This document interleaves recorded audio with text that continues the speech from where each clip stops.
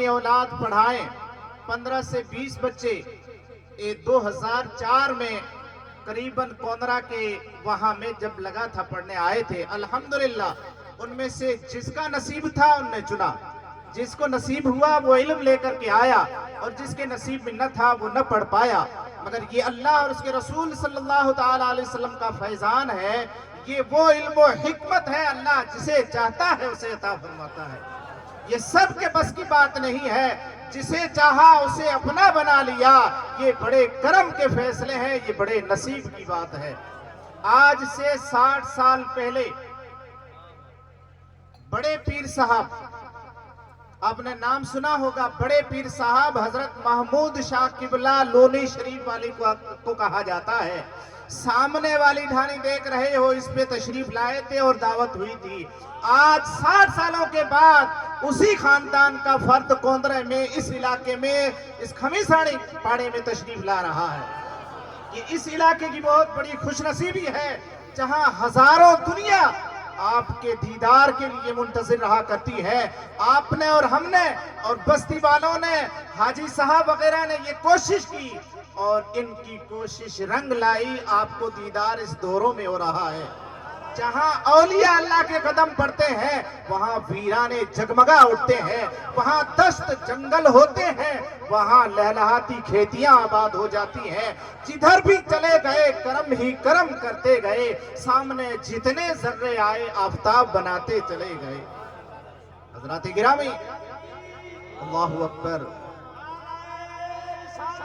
یا رسول اللہ،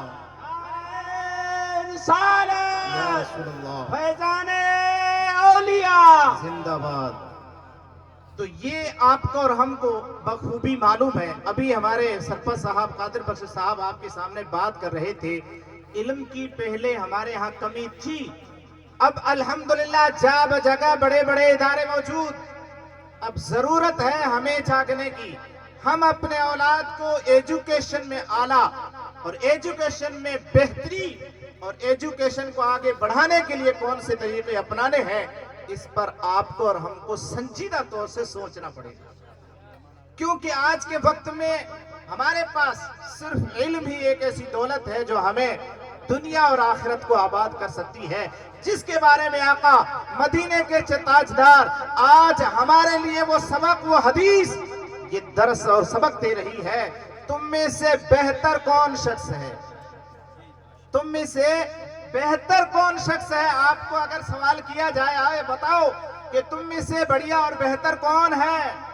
ہم اور آپ اپنے حساب سے جواب دیں گے.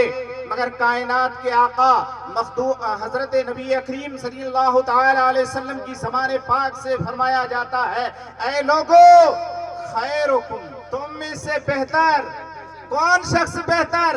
آج جو نماز پڑھ رہا ہے وہ بہتر، روزہ رکھ رہا ہے وہ بہتر، زکوٰۃ دے رہا ہے وہ بہتر، مدرسہ پڑھا رہا ہے وہ بہتر، یا علم پڑھ رہا ہے وہ بہتر؟ کون لوگ بہتر ہیں؟ اللہ کے حبیب صلی اللہ تعالی علیہ وسلم کی زبان فیض ترجمان سے یہ جملے ادا ہوتے ہیں. سنو، خیرکم من تعلم القرآن وعلمہ، تم میں سے بہتر وہ شخص ہے جس نے